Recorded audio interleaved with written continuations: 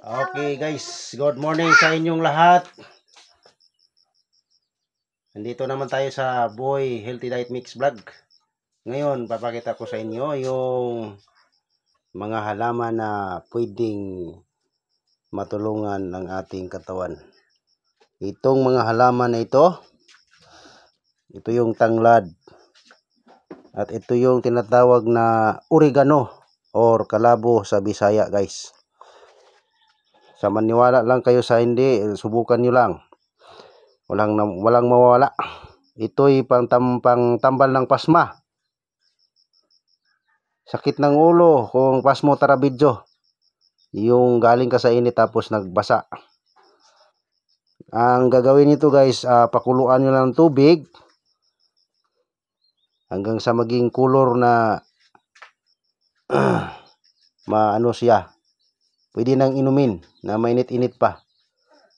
Mabisa ito para sa lagnat. At saka sa mga pasma sa ating katawan, ugat. Okay. Ito yung dahon niya. Yung dahon niya pwede yung ibabad sa tubig tapos inumin. Tambal yan sa ubo. Sipon. Ito yung mabisa guys pag matagal na kang nilalagnat tapos nanginginig yung katawan mo. Gawin nyo to guys.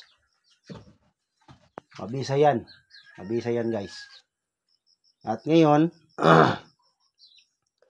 dito tayo nagtatapos kasi nga wala pa akong breakfast. Kailangan ko ngayon ng breakfast. Ito yung breakfast na ginagawa namin ngayon. Okay. Ito yung ulam, talong na ginisa.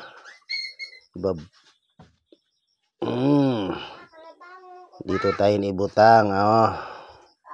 Ganyan. May sukat tuyo. Tsaka may inihaw na tuyo. Inihaw na tuyo. Mahintay ka dyan. Okay.